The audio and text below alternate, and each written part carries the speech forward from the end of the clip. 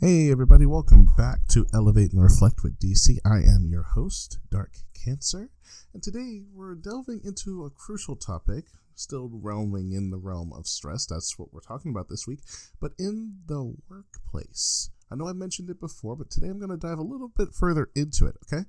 We've explored personal strategies for managing stress, and today we'll focus on how to tackle stress in the professional setting and explore actionable steps both individuals and organizations can take. As a recap of episode 5, okay, we discussed various techniques to manage personal stress, including self-care practices, prioritizing tasks, and setting boundaries. We even emphasized the importance of maintaining a balance and using practical strategies to handle stress effectively. If you missed that, I'm sorry, but you can listen to it. It's on both my podcast channel and my Patreon and YouTube to get a solid foundation for today's discussion on workplace stress. Now, let's get on to the first topic, which is understanding work-related stress. Stress in the workplace is a significant issue that can impact not only individuals but also organizations as a whole. And according to the World Health Organization, or WHO, work-related stress occurs when a job demands exceed individual or person's capacity to manage them effectively or do them properly. This can lead to a whole host of problems and slews of issues, from health-related to decreased productivity as a whole. Okay?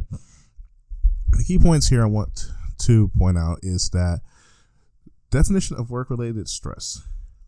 Stress arises when work demands surpass one's ability to cope. The second is distinguishing stress from pressure. They are two different things. While some pressure can be motivating, excessive pressure can lead to a stressful and health issue-related environment. That's not good for you. And the last one is common stressors, which we've talked about before. This includes poor work design, lack of support, and excessive workload. You're starting to see the theme here, right? Okay. So, the effects of workplace stress. We'll start with that. Workplace stress doesn't just affect individuals. It has a broader implication for organizations and relationships as a whole. Here's a deeper look.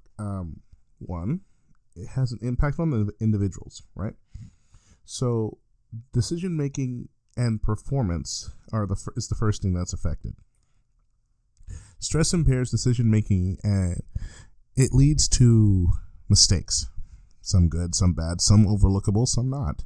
For instance, a study found that stressed employees are more likely to make errors in judgment and in productivity if they're extremely stressed out or worried about whether or not what they're doing is correct. Which brings to the second point about impact on how it impacts individuals is the physical and mental health of that person as well. Chronic stress can lead to health problems such as anxiety, depression, in some cases cardiovascular issues. You can have cardiac arrest from being too stressed out. That is a thing. Regular stress can trigger conditions like panic attacks characterized by symptoms such as, let's see if I can remember correctly, dizziness, rapid heart rate, shortness of breath. This can also cause you to pass out, which is worse. And then as far as the organization is concerned, their impact would be absenteeism and turnover. In other words, high stress levels can increase the staff turnover rate or people just not showing up to work, resulting in additional costs and disruptions in that business's workflow, which is not good for them. They don't want that. The other thing is workplace relations. The stress can also strain relationships between colleagues and clients, leading to toxic work environments where everyone is just kind of beating on each other, just trying to get the job done so they can go home already.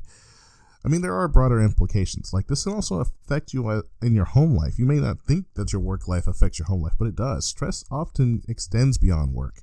It affects personal relationships and your overall well-being. If you're a dude, you come home pissed off and stressed out, you're going to take it out on your wife, and vice versa. This isn't just subject to men. This applies to women, too. Which brings me to the next point I want to bring up, which is monitoring and reducing workplace stress. I know I've mentioned this before, but I can't express how important this is and how much it needs to be addressed. Organizations play a critical role in managing workplace stress. Here's how they can address some of that stress effectively. If you're the person who owns a business or runs a business, this could help you. First off, demands. You need to make sure that the workloads are manageable and the work environment is conducive or conductive in a way to productivity. For instance, consider flexible working hours or letting select people work from home.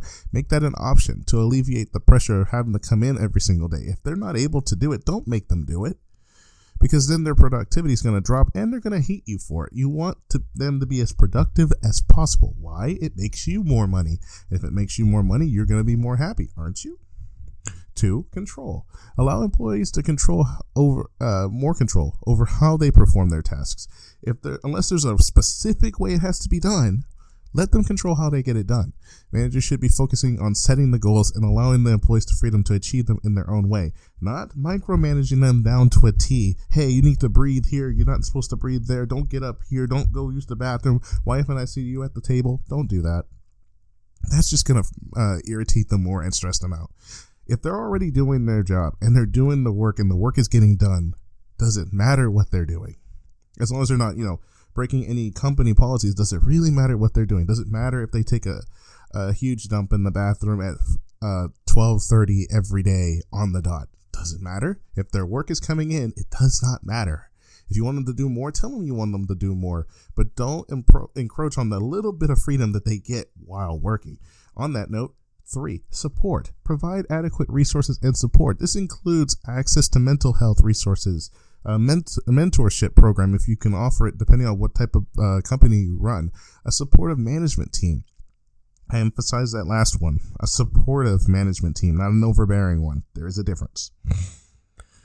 And we'll go into that in a later episode. 4, relationships. Foster a positive work environment by addressing conflicts, promoting teamwork, and regular team building exercises, which can improve relationships and also reduce stress by allowing everyone to work together, get to know each other, and it also allows you to see where the issues are, where if there's certain employees who hate other employees and are trying to bring them down, they'll become obvious. Don't say nothing, just stand there and watch. Watch how everyone's acting when you're present, and then watch what they're doing when you're not there. This will tell you who are actually for you and who aren't, and who's just trying to get over on you. 5th, the roles. Ensure clarity in job roles and responsibilities, okay? Employees should have a clear understanding of their duties, how they fit into the larger organization's goals, and what those duties entail, okay? Don't just have a dude who's assigned to IT, but then he's running the mail all over the building. That doesn't make any sense, okay? A manager's job is to watch over the employees, make sure that the work is getting done, not hover over them like a mom, and not stress them out and crank on them every time they get up from their desk for a random water cup or to use the bathroom. For all you know, they could have a very small bladder. Who cares? As long as the job is getting done, okay?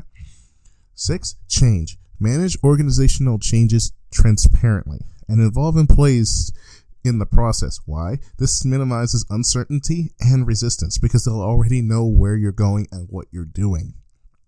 With that being said, additional resources. Always provide additional resources. Why? For more detailed guidance, you can also give them references around the building, stuff like that. Or you can, if you're not sure on how to do this or you need more help with stress management guidelines for your workplace environment, I recommend checking out the HSC, the Health and Safety Executive Guidelines. You can find that out online. They're available. And they'll be able to help you out with that. All right. Now, let's go ahead and talk about the last thing on my list, which is coping with workplace stress. I know I talked about it before, so I'll keep it to the main points today. For the employees that are actually working under these conditions that have either no choice in the matter or can do something about it, but choose not to. Individuals can also take steps to manage their stress effectively, okay? As I mentioned before, exercise and healthy eating can help out. Regular activity, physical activity, and a balanced diet are essential for managing stress. Okay, exercise helps to reduce stress hormones and improve overall moods. The other thing is communication. You have to talk, okay? You can't just sit in the corner. That doesn't help you. You need to openly discuss stress with your supervisors and colleagues, the ones you know you can trust. Seeking support from a mentor or a counselor can also be beneficial and helpful to you. Also, set boundaries, okay? Learn to say no and prioritize your tasks. I've said this before, but I'll say it again. Effective time management and delegation can help manage workloads more effectively. If you can't do something, please speak up. Okay? They can't make you do anything. They can challenge you and say, hey, if you don't want your job, don't do it. Technically, they can't do that. They can ask you to do it. They can't force you to quit because you couldn't do it because you were already overworked. For one, that's a violation of labor laws in the first place. That being said, I'm no lawyer, so please double check your labor laws in your state before you even bother with that. But know that if your environment is stressing you out because they're trying to make you do more work than you need to, then it's probably high time you find another job. Which kind of brings me to my fourth point. Mindfulness and relaxation techniques. Practices like meditation and deep breathing can help you manage an immediate stressful environment and improve your overall well-being as well. This can also help you make rational decisions despite how mad, upset, or stressed out you are with your current supervisor and or fellow employees. That being said, there are unhelpful stress management behaviors. I don't know if I want to kind of go into those, but to sum it up, avoid unhealthy coping mechanisms such as the basics, like excessive drinking of alcohol or consuming it in any way, shape, and form for that matter. Avoid smoking, over smoking rather, or overworking just to get by. These behaviors may provide short-term relief, but in the long run, they're just going to make it worse. If not, wear you down more. You need to take control, okay? Taking control of your life and your work life and maintaining a healthy work-life balance are crucial. Consider job crafting or enrichment to align your work with your skills and interests. This allows you to find out whether or not the job you have is actually good for you or not. This proactive approach can lead to more satisfying and less stressful work experiences. You know, you want to make sure that everything is good for you in the neighborhood or rather in the work-life neighborhood that you're in. You don't want to run yourself into the ground. We got enough people doing that as is. I have people in my family that are known for working themselves to death, and while it is a norm for them, this is not natural. Okay, nobody should be stressed out 24/7, 7 days a week, 365 days a year. Okay, this is not normal. This is why your hair starts turning white, your body starts aging prematurely, and you start losing interest in a lot of stuff that you used to have interest in. You used to be an energetic person, now look at you. You just kind of want to sit at home, relax, either watch some TV, go to bed, or read a book. Reading a book is fine, but, I mean, if that's all you do every day and you don't go anywhere and do anything, then yeah, there's something wrong. I'm not saying you need to have a social life. I'm just saying you need to still be somewhat active, even if it's a little bit. And if being stressed out prevents you from being you and doing the stuff that you enjoy, then you need to find a way to get around it. Okay? As we wrap up today's episode, I want you to reflect on your work environment. Are there areas where you can improve your stress management? Consider how the strategies we discussed today might be applied to creating a healthier or more productive workplace, whether you're the employer or the employee, or whether you're a manager who thinks you know everything. That being said, here's a question for you to think about between now and the next episode. How can you implement the strategies discussed today to manage stress in your workplace? Feel free to share your thoughts and experiences with us on the Patreon discussion board or in the comments of our YouTube channel down below. In today's episode, we explored crucial topics of managing stress in the workplace. We learned how the impact of the workplace stress on individuals and organizations, as well as discover the effective ways to monitor and reduce it as best as possible. So I hope you would indeed join us for a comprehensive discussion on the Patreon discussion board, as well as the YouTube comments section, on ways we can make our environments more healthy and less stressful for everybody. Hope you have a great rest of your day, and peace out.